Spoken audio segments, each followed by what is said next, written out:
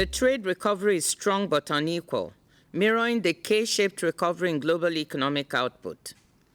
Some regions, those with access to vaccines and sufficient fiscal space, are recovering strongly, while poorer regions with mostly unvaccinated populations are lagging behind. Moreover, the risks to the outlook are firmly on the downside.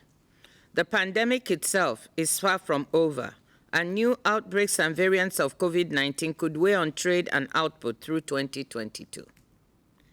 Both sea freight container throughput and air cargo are at or near all-time highs, reinforcing the notion that supply chain stress is being driven largely by the demand side.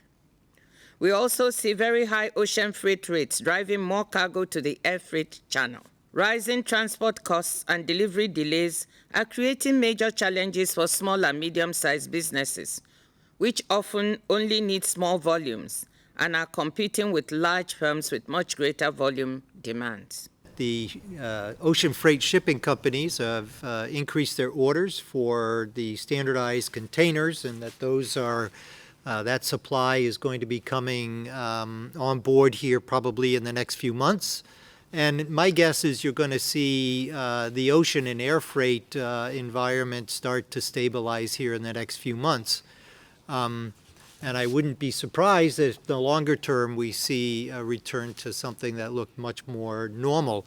Trade and services has been hard hit by the pandemic and has not really fully come back. And it shows the beginnings of a recovery, but at a lower level. Sort of, there seems to be maybe some long-lasting damages to services trade, and services trade will probably remain, below its potential. As long as there are significant restrictions on the movement of people across borders as a result of the pandemic.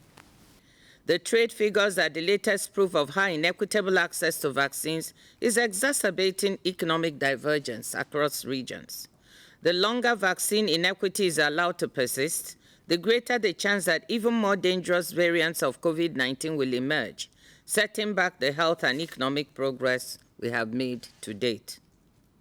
Even though trade was falling both in terms of volume and value, the trade in medical supplies and equipment, PPEs, face masks, all the things that were needed was moving around the world, and that really helped.